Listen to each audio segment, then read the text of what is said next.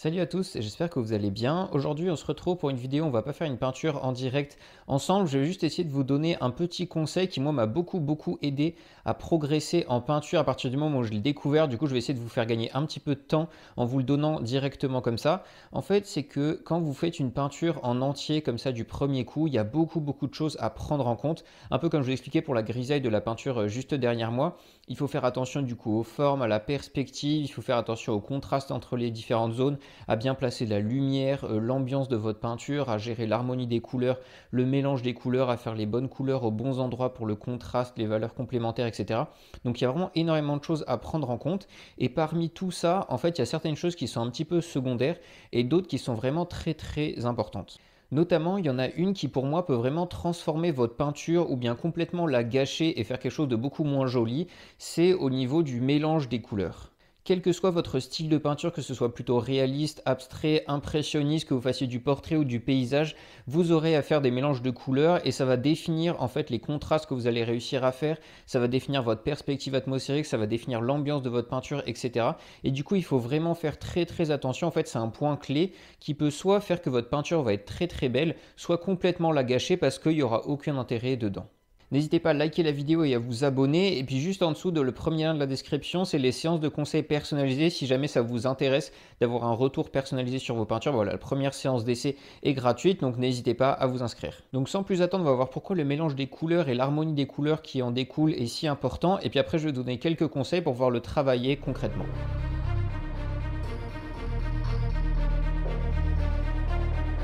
Donc en fait, le mélange de couleurs que vous allez faire sur votre palette avant de le mettre sur votre toile, il va définir deux choses. D'abord, il va définir l'harmonie générale de votre peinture, c'est-à-dire les relations entre les différentes zones colorées sur votre toile, ça va définir l'harmonie de votre peinture. Et dans un deuxième temps, ça va définir ce que vous allez peindre vraiment au niveau des couleurs précisément.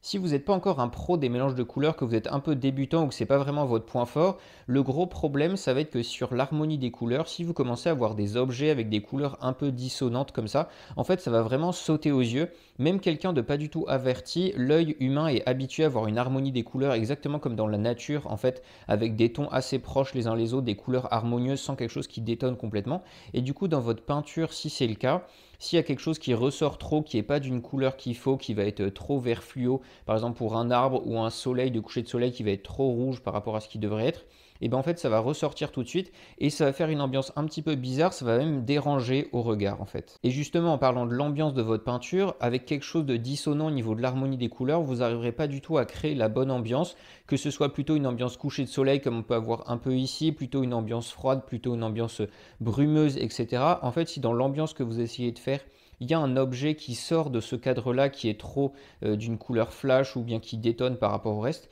et bah du coup ça va tout casser et vous aurez perdu votre ambiance. Donc si vous voulez arriver à faire une peinture avec une bonne harmonie de couleurs et une bonne ambiance, il faut vraiment arriver à travailler sur vos mélanges de couleurs. Et ensuite, assez logiquement, en fait, si vous n'arrivez pas à faire les mélanges de couleurs que vous voulez, si vous n'arrivez pas à trouver la bonne teinte sur votre palette, que ce soit au niveau du clair et du foncé de la teinte que vous avez fait, ou bien si c'est juste au niveau de trop rouge, trop bleu, trop vert, etc., et bien en fait, vous n'arriverez pas du tout à représenter ce que vous voulez dans votre peinture, parce que du coup, par exemple, au niveau de la perspective atmosphérique, comme on peut voir sur les montagnes ici, si vous avez des couleurs qui sont toujours trop foncées, vous n'arriverez pas à faire les différents étages de montagne. Si vous avez quelque chose qui est trop bleuté, trop jaune, etc., ça va complètement casser. Ou bien par exemple quelque chose qui est assez compliqué à comprendre au début je trouve, ça va être les tons de vert dans votre peinture, parce que si vous faites des arbres qui sont trop flash ou pas assez, et ça peut déranger toute votre ambiance et toute votre peinture. Bon, j'espère que je vous ai pas trop déprimé, ne vous inquiétez pas, il y a vraiment des méthodes assez simples je trouve pour travailler sur ces mélanges de couleurs et arriver à les améliorer de mieux en mieux pour mieux réussir vos peintures. En fait, la première chose c'est sur l'harmonie des couleurs, je trouve que la meilleure méthode, surtout quand on est débutant, pour arriver à simplifier les choses, c'est vraiment de peindre avec une palette très réduite. Et quand je dis réduite, c'est vraiment d'avoir le strict minimum. Moi, sur ma palette, la plupart du temps, il y a 6 couleurs, mais au début, je peignais même avec 5, avec du blanc, du marron, du bleu. Et après, je rajoute du jaune et du rouge. Et en fait, ça suffit. Maintenant, je rajoute juste un bleu un peu sympa pour le ciel, un bleu de phthalo, un bleu de cobalt ou quelque chose comme ça. Le fait de travailler avec une palette très réduite comme ça, en fait, ça va vous empêcher de faire des erreurs d'harmonie des couleurs parce que avec ces couleurs-là, en fait, vous allez être obligé de faire plein de mélanges, que ce soit pour faire du vert ou du orange, vous devrez faire des mélanges du coup avec du jaune et du bleu ou bien du jaune et du rouge.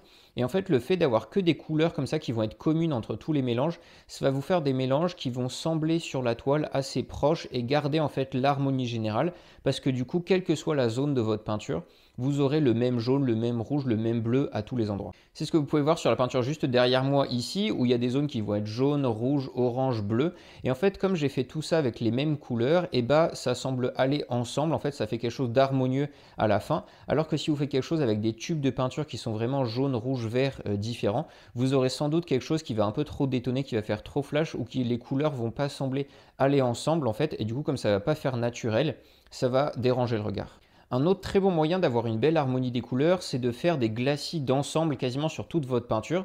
Je le fais assez souvent pour que ce soit pour la perspective atmosphérique, que ce soit pour des couchers de soleil comme ici ou bien d'autres éléments. En fait, c'est que vous faites une première couche de votre peinture avec voilà, toutes vos couleurs, etc. Et puis à la deuxième couche, vous commencez par faire des glacis, que ce soit sur toute votre peinture ou bien sur une très grosse partie. Et le fait comme ça de mettre un glacis sur toute votre peinture, ça va mettre un fil qui va venir tout harmoniser. Et grâce à ça, en fait, vous allez pouvoir très facilement définir une ambiance, que ce soit chaud en faisant un glacier un peu chaud pour faire un coucher de soleil, que ce soit une ambiance froide en mettant quelque chose plutôt blanc et bleu qui va vous faire un espèce de brouillard froid partout. En fait, ça simplifie beaucoup cette approche-là et ça va harmoniser toute votre peinture de façon très simple. Maintenant, on va parler au niveau des mélanges de peinture à proprement parler. Bien sûr, c'est quelque chose qui se travaille avec le temps. Il faut l'apprendre. En fait, il faut s'entraîner au fur et à mesure des peintures que vous faites et puis vous deviendrez de mieux en mieux. Mais j'ai quelques techniques en fait à vous donner pour que ce soit plus facile à apprendre et plus sympa dès la première peinture. D'ailleurs, si ça vous intéresse de voir comment je fais mes mélanges de peinture précisément sur ma palette, je ne l'ai pas fait aujourd'hui parce que c'est un peu long, mais sur la peinture qui est juste ici, je vous avais fait une série de 5 vidéos où à chaque fois je vous donnais le mélange des peintures précisément que j'utilisais, que ce soit pour faire le ciel, les arbres, les maisons, etc. Donc voilà, si vous avez envie de voir des mélanges de peinture précisément, allez voir cette série de vidéos.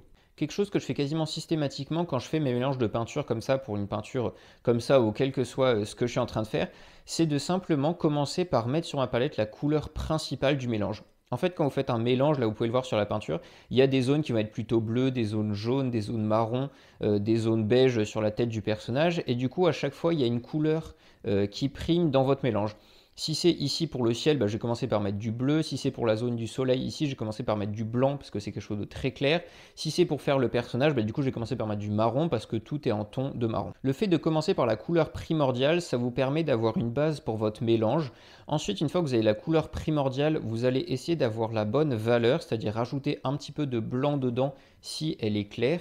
Mais il faut commencer par la bonne valeur globale aussi, c'est-à-dire que si une couleur très claire, vous allez commencer par mettre du blanc. Alors que si c'est une couleur plutôt foncée comme dans le ciel ici ou sur le personnage, j'ai commencé par mettre du bleu ou du marron sans blanc. Une fois que vous avez votre couleur primordiale de votre mélange, et bien ensuite vous allez rajouter dedans des très petites touches pour y aller vraiment petit à petit et voir l'impact de la touche de couleur que vous avez mise dedans. Par exemple pour le ciel ici j'ai rajouté du bleu outre-mer dedans, j'ai rajouté du bleu de cobalt et une toute petite touche de jaune pour faire quelque chose d'un petit peu vert. On ne le voit pas mais ça donne quelque chose en plus dans le ciel. Par exemple au niveau du soleil ici j'ai commencé avec du blanc et puis après dedans j'ai rajouté une toute petite touche de jaune. En fait vraiment très très fait pour faire quelque chose qui soit pas blanc mais un petit peu chaud quand même.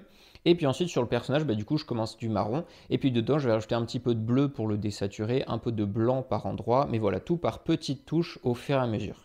C'est important de faire ça petit à petit parce que parfois on ne se rend pas bien compte du pouvoir des couleurs. Il y a certaines couleurs qui sont très très puissantes en fait, qui vont transformer votre mélange dès la première touche, alors que d'autres il faut en mettre plus. Par exemple le blanc ça va se voir dès le début dans votre mélange, comme le rouge vous en mettez un tout petit peu, bah, ça met beaucoup d'éclat d'un coup. Alors que des couleurs je ne sais pas comme le jaune ou bien le bleu, il faut en mettre plus pour que ça ait un impact. Donc voilà, ça c'est selon moi la façon vraiment la plus simple et la plus efficace en fait de faire ces mélanges. C'est assez intuitif, on commence par la couleur principale et puis ensuite on corrige pour arriver à la bonne teinte et à la bonne valeur avec des petites touches en plus. Après d'autres techniques qui sont importantes quand vous faites des peintures par exemple, c'est d'avoir deux pinceaux, un pour les couleurs très foncées, un pour les couleurs très claires histoire d'avoir vos valeurs bien définies et puis après vous pourrez prendre des pinceaux en plus pour chaque couleur qui est un petit peu salissante, que ce soit un vert ou un rouge. Pour pas en avoir partout sur votre peinture, bah, vous prenez un pinceau différent à chaque fois. Et puis après, bien sûr, quand vous faites vos mélanges pour savoir si vous avez la bonne couleur, vous essayez de comparer ça à votre référence. Ça, c'est une première étape pour voir si c'est à peu près semblable au niveau de ce que vous avez. Mais surtout, comparez-le aux couleurs qui sont autour parce qu'en fait, une couleur sur votre palette va pas du tout sembler la même qu'au milieu de votre peinture. Par exemple, le blanc qui est ici, il semble très très flash alors que sur ma palette, il semblait pas si blanc que ça. En fait, c'est les relations entre les différentes zones de votre peinture qui vont vraiment définir votre résultat. Et du coup, quand vous faites un mélange, vous essayez d'avoir la bonne couleur et ensuite appliquez-le sur votre toile pour voir ce que ça donne en vrai. Est-ce qu'il est trop foncé, trop clair, trop bleu, trop jaune? Et puis corrigez au fur et à mesure. Mais tant que vous ne l'avez pas mis sur votre toile, vous ne pouvez pas vraiment savoir à quoi il ressemble parce que c'est les couleurs qui sont autour qui vont finalement définir la couleur que vous êtes en train de mettre. Donc voilà, c'est pas forcément évident de comprendre ce petit jeu entre la palette, la toile, trouver la bonne teinte, la bonne valeur, etc. C'est de l'entraînement forcément. Mais en commençant vraiment par la couleur principale de votre mélange et puis en corrigeant au fur et à mesure, ça devrait vous aider pour bien vous entraîner. Donc voilà pour cette vidéo sur les mélanges de peinture. Je voulais vraiment vous donner cet élément parce que c'est selon moi quelque chose de très très important. Parfois on voit des gens qui passent des années à apprendre comment dessiner la perspective des portraits, etc. Je trouve ça sympa de bien dessiner, c'est important bien sûr. Mais en fait sur la toile, ce qui va être très important, c'est les couleurs que vous avez les mettre parce que là mon portrait il n'est pas du tout parfait. Mais j'ai essayé de mettre les bonnes couleurs, les bonnes valeurs aux bons endroits. Et du coup en fait vu de loin il rend pas mal alors que précisément, je sais pas, au niveau des yeux, du nez, etc. c'est pas du tout parfait. Donc quand vous faites de la peinture, il faut vraiment travailler vos mélanges de couleurs. C'est quelque chose qui n'est pas évident à apprendre quand on est débutant parce que notre œil va en fait nous donner des mauvaises informations sur les couleurs qu'on veut faire.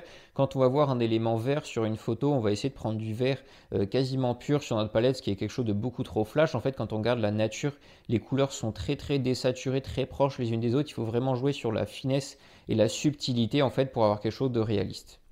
Mais bien sûr, après, c'est le même jeu que vous fassiez de la peinture abstraite, réaliste, impressionniste, plutôt flash, etc. Vraiment, pour arriver à représenter ce que vous voulez, il faut arriver à bien gérer vos mélanges de couleurs.